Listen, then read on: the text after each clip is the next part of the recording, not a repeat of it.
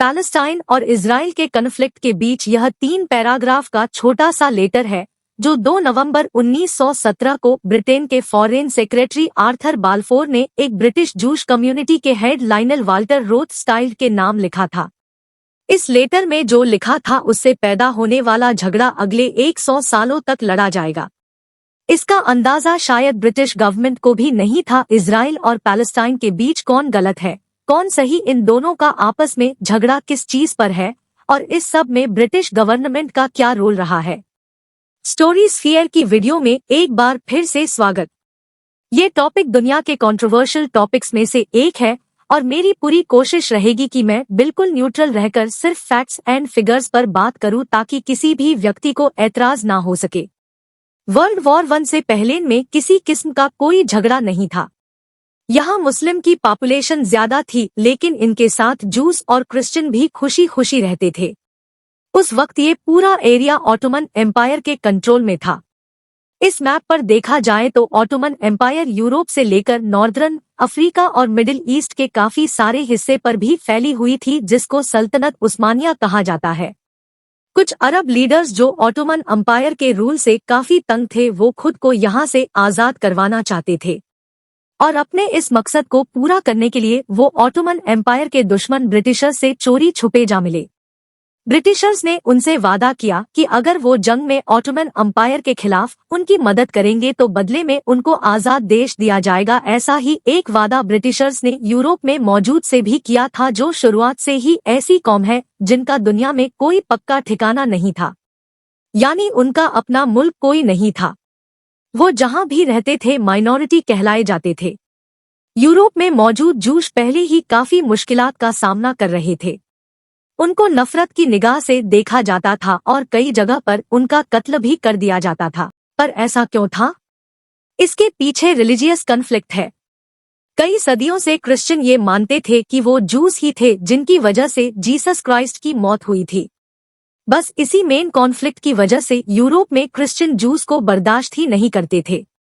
दुनिया भर में फैली जूश कम्युनिटी का नेटवर्क जैसे आज स्ट्रांग है वैसे पहले भी काफी स्ट्रांग था।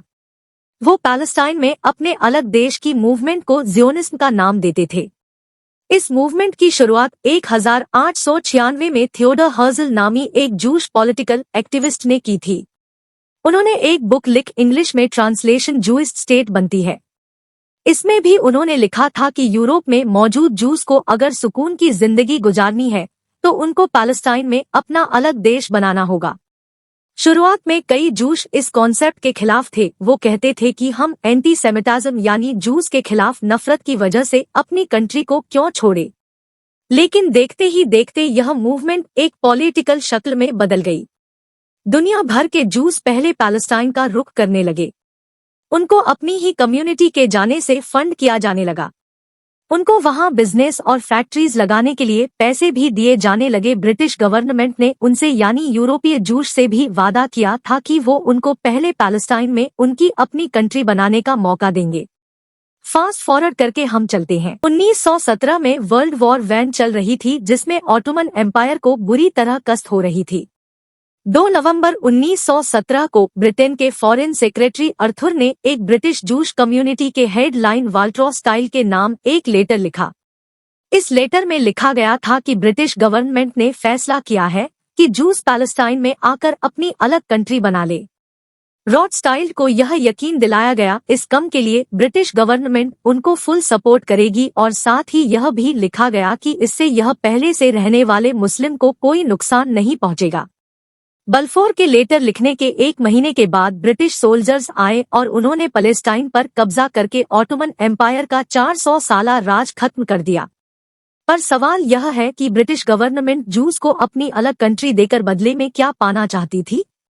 असल में ब्रिटिशर्स को सिर्फ एक ही चीज चाहिए कि ऑटोमन एम्पायर के जाने के बाद यहाँ कोई स्टेट बने जो फ्यूचर में उनका साथ दे सके, उनका अलाई बनकर।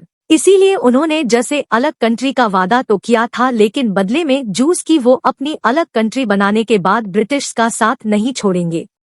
पहले ये होता था कि जंग में जो कंट्री जीत जाती थी वो अगली कंट्री पर कब्जा करके उस पर अपना राज चलाना शुरू कर देती थी, तब तक जब तक वो खुद इंडिपेंडेंट नहीं हो जाते। वर्ल्ड वॉर 1 ब्रिटेन के हिस्से में पैलेस्टाइन आया था। उन्होंने वहां जोइश कॉलोनी बनाने की भरपूर कोशिश की और उसमें आगे चलकर कामयाब भी हुए। लेकिन पैलेस्टाइन के अरब्स जो ऑलरेडी वह रहते थे, उनका मानना है कि ब्रिटेन ने हमसे हमारी आजादी के बारे में एक बार भी नहीं पूछा। 1919 में अर्थर ने एक मेमोरेंडम लिखा था जिसमें लिखा था कि पैलेस्टाइन में पहले से रहने वाले अरब से उनकी मर्जी के बारे में पूछने की कोई जरूरत नहीं है। पैलेस्टाइन के अरब्स की नजर में ब्रिटेन का जूस के लिए बनाया कानून काफी नरम था। पैलेस्टाइन में दुनिया भर से जूश इमिग्रेंट्स के आने का सिलसिला शुरू हो गया। उन्होंने वहां अपने स्कूल्स बनाए, फैक्ट्रीज खोली और ब्रिटिशर्स की मर्जी से अपनी एक छोटी आर्मी भी बना दी जिसको हगाना कहा जाता है। पैलेस्टाइन के अरब के पास यह सोचने के अलावा और कोई ऑप्शन नहीं बचा था कि ब्रिटिशर्स हमारी आजादी पर तो कोई काम नहीं कर रहे बल्कि हमारी ही जमीन दूसरों को दे रहे हैं। कुछ सालों तक वो बर्दाश्त करते रहे, लेकिन 1939 में वहां के अरब्स ने आवाज उठाना शुरू की। लेकिन ब्रिटिशर्स के सामने आवाज उठाने का एक ही मतलब था, गद्दारी। पैलेस्टाइन के अरब्ज को ऐसा करने पर कड़ी सजा दी गई, कई को अरेस्ट कर लिया गया, कुछ लीडर्स को पैलेस्टाइन से निकाल दिया गया और कुछ को फांसी दे दी गई। लेकिन फिर भी पैलेस्टाइन के अरब ने अपनी स्ट्राइक खत्म नहीं की। इस पर ब्रिटिश गवर्नमेंट ने मामले को सुलझाने के लिए एक पील कमीशन बनाया। इस कमीशन ने पैलेस्टाइन में अनरेस्ट का ये सॉल्यूशन निकाला कि पैलेस्टाइन को 2 हिस्सों में डिवाइड कर देना चाहिए। यह सॉल्यूशन भी पैलेस्टाइन अरब ने काबुल नहीं किया, क्योंकि असल में अनरेस्ट तो था ही इस बात पर कि पैलेस्टाइन डिवाइड क्यों हो रहा है। 1939 तक उनकी स्ट्राइक ब्रिटिश गवर्नमेंट के व्हाइट पेपर रिलीज होने तक चलती रही। इस व्हाइट पेपर में ब्रिटिश गवर्नमेंट ने पहले पिछली 20 साल सिचुएशन को नजर में रखते हुए एक पॉलिसी पब्लिश की थी। इस पॉलिसी में सबसे पहले तो पील कमीशन को रिजेक्ट किया गया, जिससे अरब की स्ट्राइक खत्म हो गई। इसके अलावा पैलेस्टाइन ने नए आने वाले जूस पर पाबंदी लगा दी गई और जो जूस पहले से पैलेस्टाइन में मौजूद थे उनको अरब की जमीन खरीदने पर भी रोक दिया गया। साथ ही ये भी फैसला हुआ कि अगले 10 सालों के अंदर पैलेस्टाइन को इंडिपेंडेंट स्टेट बनाया जाए और वही जूस लोगों की भी होम कंट्री होगी। ये व्हाइट पेपर पहली बार जूस और ब्रिटिशर्स के दरमियान कन्फ्लिक्ट पैदा कर गया। उन्होंने व्हाइट पेपर मानने से इनकार कर दिया और पूरे पैलेस्टाइन ने ब्रिटिश गवर्नमेंट पर हमले शुरू कर दिए, जिसमें कई लोकल पैलेस्टीनियंस भी मारे गए। ये हमले कई महीने तक चलते रहे, लेकिन फिर कुछ इससे भी बड़ा हुआ जिसने सबकी अटेंशन घर ली। 1939 में वर्ल्ड वॉर 2 स्टार्ट हो गई। जहां यह जंग दुनिया भर में 6 करोड़ लोगों की जान ले गई, वहीं हिटलर ने अपने डेथ कैंप्स में 60 लाख यूरोपियन जूस को बेदर्दी से कत्ल कर दिया। इस वाकई को हॉलोकॉस्ट कहा जाता है। 1941 और 1945 के दरमियान यूरोप में रहने वाले 66% जूस को हिटलर ने मार दिया था। बचाने वाले जूस के पास पैलेस्टाइन जाने के अलावा और कोई ऑप्शन नहीं बचा था, क्योंकि एक तो यह उनके लिए होली प्लेस थी और दूसरा वहां जूस कम्युनिटी पहले से आबाद थी। उन्होंने वहां ब्रिटिशर्स की तरफ से लगाई गई इमिग्रेशन की लिमिट के बावजूद भी पैलेस्टाइन माइग्रेट करना शुरू कर दिया, पर पैलेस्टाइन में भी हालात कहाँ ठीक थे। वह व्हाइट पेपर के खिलाफ अभी तक जॉइनिस्ट ब्रिटिशर्स के खिलाफ लड़ रहे थे। वर्ल्ड वॉर 2 के बाद ब्रिटिशर्स अब थक चुके थे और उनमें अब हिम्मत नहीं थी कि पैलेस्टाइन में जॉइनिस्ट के खिलाफ भी लड़े। 1947 में उन्होंने यहां से निकलने का फैसला किया और पैलेस्टाइन में अपना फैलाया हुआ रायता उन्होंने यूनाइटेड नेशंस के गले में डाल दिया कि अब तुम इस मसाले का कोई सॉल्यूशन निकल लो। उसे वक्त पैलेस्टाइन में जूस की जनसंख्या 6,30,000 थी, जबकि 1,43,000 क्रिश्चियन और 11,81,000 मुस्लिम थे। यह फिगर्स एक इटालियन जूश डेमोग्राफर सर्की ऑर्डा ने ही दिए थे। देखा जाए तो उस वक्त यहाँ मुस्लिम पॉपुलेशन क्लियरली जूस से डबल थी। लेकिन यूनाइटेड नेशंस ने पैलेस्टाइन के पार्टीशन प्लान में 55% जमीन जूस को देने का प्रपोज दिया। यूनाइटेड नेशन जनरल असेंबली में इस प्रपोज को 72% वोट्स मिले और यह फाइनल कर दिया गया कि पैलेस्टाइन का 55% लैंड जूस को मिलेगा, जबकि यूनाइटेड नेशंस ने आज तक कभी भी इसकी एक्सप्लेनेशन नहीं दी कि सिर्फ 30% जूस को 55% लैंड कैसे दे दिया गया। उस वक्त उनकी असेंबली में इंडिया की भी प्रेजेंस थी और इंडिया ने भी इस फैसले के खिलाफ वोट डाला था। उस वक्त के पीएम जवाहरलाल नेहरू ने यूएन के फैसले के खिलाफ काफी आवाज उठाई थी और कहा था कि यूएन के इंडियन एम्बेसडर को जॉयनिस्ट की तरफ से रिश्वत ऑफर की गई थी कि वो उनके हक में वोट डाले। खैर, यूएन की इस रेजोल्यूशन को तमाम अरब कंट्रीज ने रिजेक्ट किया और पैलेस्टाइन में अब जॉयनिस्ट और पैलेस्टाइन आमने सामने आ गए। दोनों तरफ से एक दूसरे पर वॉर किए जाने लगे। लेकिन ओबियसली जूस की मिलिट्री काफी स्ट्रांग थी तो पहले उनका मुकाबला नहीं कर सके। 14 में 1948 को डेविड बेन गोरियोन ने ऑफिशियली स्टेट ऑफ इजराइल बनाने का ऐलान कर दिया। वह इजराइल के पहले पीएम बन चुके थे। 1948 में तमाम नेबरिंग अरब कंट्रीज ने मिलकर इजराइल पर हमला करने का फैसला किया, क्योंकि एक तो इसके खिलाफ वोट किया था, दूसरा उनकी नजर में यह ब्रिटिशर्स का नया तरीका है हमारे मुल्क पर कब्जा जमाए रखने का। यह पहली अरब इसराइल वॉर थी जिसमें 5 अरब कंट्रीज एक छोटे से इसराइल पर हमला करती है, जिसको बने अभी चंद महीने ही गुजरे हैं। लेकिन की वेस्टर्न कंट्री की सपोर्ट हासिल थी और हकीकत में उनके पास काफी स्ट्रांग मिलिट्री भी थी। अकेले इसराइल ने 5 अरब कंट्रीज को हरा दिया। जंग खत्म होने के बाद यूएन ने जो पैलेस्टाइन के लिए एरियाज चुने थे, अब इजराइल उन पर भी कब्जा करके बैठ गया। वेस्ट बैंक जॉर्डन के कब्जे में आ जाता है और गाजा स्ट्रिप इजिप्ट के कंट्रोल में। 1967 में एक और अरब इजराइल जंग होती है, जिसमें इजराइल न सिर्फ वेस्ट बैंक बल्कि गाजा स्ट्रिप और इजिप्ट के पूरे साइनाई पनिसुला पर भी कब्जा कर लेता है। इस सब के बीच पैलेस्टाइन के लोग अपना खुद का मुल्क बनाना चाहते हैं। इसी मकसद से उन्होंने अपनी एक अलग ऑर्गेनाइजेशन बनाई जिसको पीएलओ यानी पैलेस्टाइन लिबरेशन ऑर्गेनाइजेशन का नाम दिया। शुरू में यह हथियार उठाकर फोर्सफुली अपना अलग मुल्क पाने की कोशिश करते हैं। अपनी आवाज उठाने के लिए पीएलओ ने कई प्लान्स और शिप्स भी हाई चेक किए। इसीलिए अमेरिका और इसराइल की जाने से पीएलओ को एक टेररिस्ट ऑर्गेनाइजेशन डिक्लेयर कर दिया गया। पर कई कंट्री पीएलओ टेररिस्ट ऑर्गेनाइजेशन नहीं मानती थी, वो इनको सिर्फ रिवॉल्यूशन समझते थे जो खुद का मुल्क बनाना चाहते हैं।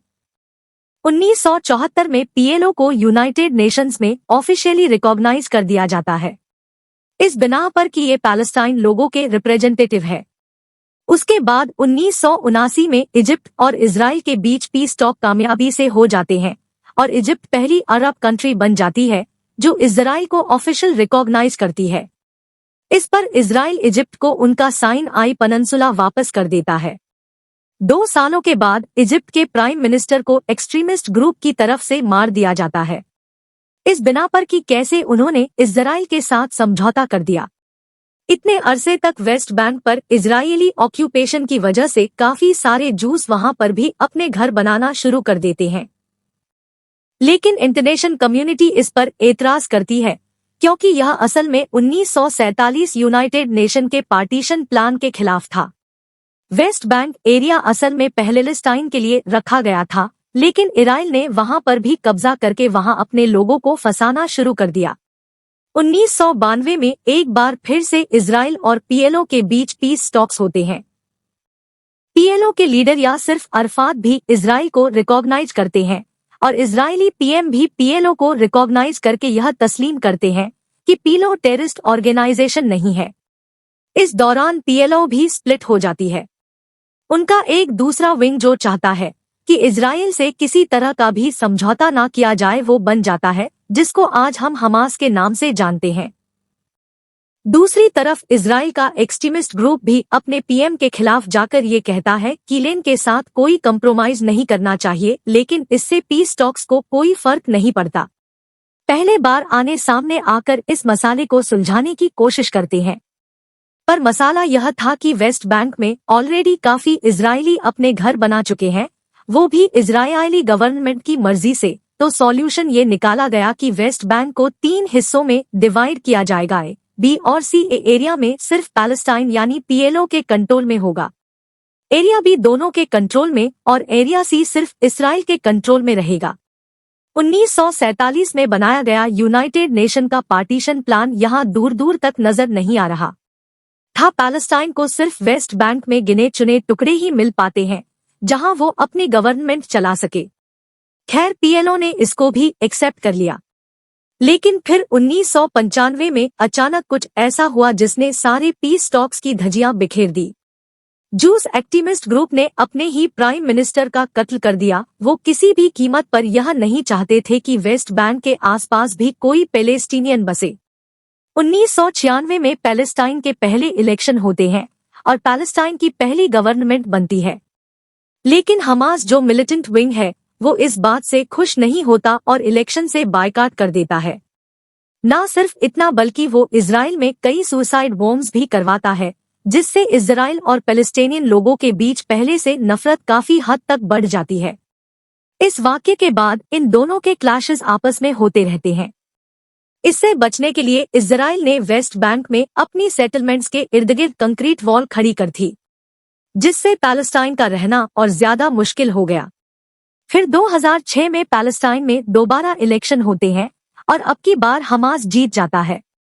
इससे पीएलओ की पार्टी फतेह और हमास के बीच एक सिविल वॉर छिड़ जाती है और पैलेस्टाइन दो टुकड़ों में बंट जाता है। आज गाजा पर हमास का होल्ड है और वेस्ट बैंक में छोटे छोटे टुकड़ों में पीएलओ यानी फातेह की गवर्नमेंट है। ज्यादातर जो इजराइल और हमास की झड़पें होती हैं, उनमें इसी गाजा से इजराइल पर रॉकेट फायर किए जाते हैं। इसी वजह से इजराइल ने गाजा के गिर्द घेरा तंग करके एक बहुत बड़ी फेंस खड़ी कर दी है। आज हर दूसरे तीसरे साल हमास और इजराइल की जंग दोबारा शिद्दत इख्तियार कर लेती है। पिछली बार 2021 में ऐसा हुआ था और अब 7 अक्टूबर 2023 को हमास ने इजराइल पर 5000 से ज्यादा रॉकेट फायर किए। यह था इजराइल और पैलेस्टाइन का वो कन्फ्लिक्ट जो पिछले 100 सालों से शक्लें बदल बदल कर आज तक अपनी मौजूदगी का एहसास दिलाता है। मैंने इस टॉपिक को बड़ी एहतियात से टारगेट किए बगैर सिर्फ फैक्ट्स एंड फिगर्स के जरिए कवर करने की कोशिश की है। आपके इस टॉपिक के बारे में क्या राय है, मुझे कमेंट सेक्शन में जरूर बताइए।